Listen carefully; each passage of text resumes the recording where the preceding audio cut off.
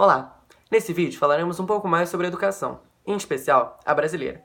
Abordaremos temas que vão desde o papel primordial da educação na formação de um ser crítico até os principais problemas enfrentados pelo atual sistema educacional brasileiro. Buscaremos compreender suas particularidades e faremos comparações tanto de âmbito interno quanto de âmbito externo, para que fique mais fácil a construção de um novo sistema melhor e que obtenha mais eficiência. Bom, é isso. Vamos ao vídeo. Sobre o papel da educação na formação de um ser crítico. É importante ressaltar a importância do conhecimento no desenvolvimento de um ser crítico. Sabe-se que quem não conhece a história está fadado a repeti-la. Com isso, tem-se a importância do conhecimento do passado a uma pessoa. Além disso, quanto maior o conhecimento, maior as possibilidades e as criações de posicionamentos, fato importantíssimo na sociedade atual. Além disso, cabe aos colégios e aos educadores a criação de debates e o incentivo do pensamento e das discussões entre alunos, visto que não são responsáveis apenas por produzir notas altas, e sim na criação de cidadãos. A qualidade do ensino público no Brasil é uma realidade preocupante, onde geralmente as escolas particulares são melhores do que as escolas públicas. E esse fato acaba por gerar uma maior desigualdade social. Nas escolas públicas, dentre todos os funcionários, os professores têm um papel fundamental na formação do aluno. E um dos problemas mais frequentes é a falta de professores em sala de aula. É comum, principalmente nas escolas estaduais, os professores entrarem em greve, em geral reivindicando melhores condições de trabalho. Porém, esse fato acaba por prejudicar os alunos, que ficam sem aulas. Outro fato também é a falta de verba nas escolas, que acaba por gerar uma infraestrutura precária, falta de material para os alunos, falta de alimentos e salas lotadas. Diferente das redes particulares, que geralmente apresentam computadores, bibliotecas, professores com maior experiência e uma estrutura de qualidade. Outro fato também é a aprovação automática presente nas instituições públicas, que é que muitos alunos acabam por passar de ano automaticamente, sem aprenderem a matéria. E futuramente os prejudicam, porque eles não conseguem passar em exames públicos e apresentam dificuldades para passar nas faculdades. Para tentar acabar com esses problemas, é fundamental que o governo passe a investir mais na educação, contrate profissionais de qualidade e com salários dignos e, principalmente, acabe com essa aprovação automática. Como visto, é quase impossível não fazer comparações entre a educação pública e privada no Brasil. Mas, se pensarmos numa lógica um pouco mais ampla, poderemos fazer comparações entre a educação brasileira e a norte-americana, por exemplo. Nesse quesito, encontraremos muitas diferenças, principalmente quando se fala de grade curricular. Lá fora, a grade é muito flexível e com poucas matérias obrigatórias, sendo elas matemática, história e inglês. Isso dá aos alunos mais oportunidade de escolha, fazendo com que eles possam optar por completar sua grade curricular com matérias mais tradicionais, como matemática, física, química, ou ir para áreas mais inusitadas, como artes ou esportes. Isso também é muito diferente do que acontece no Brasil, não é mesmo? Já que aqui há 13 matérias que são obrigatórias a todos os alunos, tendo eles afinidade ou não com os conteúdos que vão estudar. Mas vale lembrar também que a prática esportiva e artística nos Estados Unidos é incentivada pelo governo, sendo uma chance dos alunos conseguirem bolsas de estudo para entrar em faculdades, já que lá as melhores universidades, e praticamente todas elas, são particulares, tendo preços absurdos.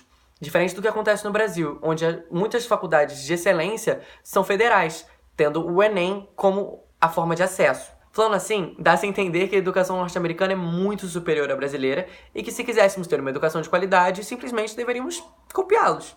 Mas isso não é necessariamente uma realidade. A educação não pode ser uniforme, não pode existir um modelo certo ou perfeito de educação. É preciso entender as demandas socioculturais de cada país para que se crie um modelo ideal para ele. E entender que copiar um sistema existente em outro país não vai necessariamente se adequar ao seu.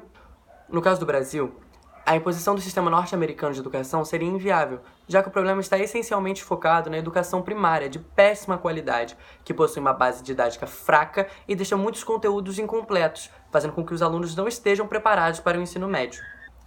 Portanto, a educação não deve ser tratada de forma genérica e deve ser analisada de forma particular em cada país, atendendo às demandas específicas do mesmo. Então, eu vou falar sobre o baixo investimento na educação no Brasil e a consequência disso. Primeiro, a base de qualquer cidadão começa na escola. É lá onde ele aprende a ler, escrever, se comunicar, enfim. Hoje tudo depende da educação. A maioria dos problemas sociais são consequentes da falta dela. E o baixo investimento nas escolas tem aumentado cada vez mais, o que prejudica o desenvolvimento do cidadão, gerando falhas na educação das crianças e cidadãos com baixo nível de escolaridade e o futuro do país com uma população menos instruída. São decorrentes disso também crianças mendigando nos sinais, jovens indo para o mundo do crime, do tráfico, moradores de rua, e tudo isso se liga ao fato de que pessoas com uma escolaridade inferior dificilmente vão se destacar no meio acadêmico. E assim essas pessoas vão ter menos possibilidades para escolhas e opções de seu futuro. E é muito mais fácil para uma pessoa que tem uma formação, uma especificação em uma área se destacar. Vale ressaltar também que as falhas da educação elas não acontecem só nas escolas, mas também em casa. Se hoje os jovens não se comportam bem, a culpa não é só do governo que não investe, mas também na sociedade, na educação que vem de casa. Mesmo apresentando diversos fatores positivos, a educação apresenta fatores negativos muito presentes na formação do ser humano, sendo estes, na grande maioria das vezes, passados despercebido, já que eles são tão enraizados na nossa sociedade, no sistema educacional, que às vezes a gente nem nota que ele está tão presente no nosso cotidiano. A escola tem como uma das suas características o estímulo ao futuro, aos sonhos e às metas, e mesmo isso sendo uma ideia encantadora, esse estímulo todo aos alunos, isso pode causar uma pressão absurda, tanto social, tanto estrutural, tanto familiar, tanto psicológica na vida dos alunos. A pressão social mostra como a sociedade tem uma visão equivocada sobre o que é inteligência, classificando e medindo os alunos de acordo com suas notas, de acordo com seu rendimento na escola. Assim, os alunos que possuem dificuldade em uma determinada matéria acabam desenvolvendo um sentimento de insuficiência, uma insegurança, uma baixa autoestima por não estarem atingindo o que é socialmente esperado por eles.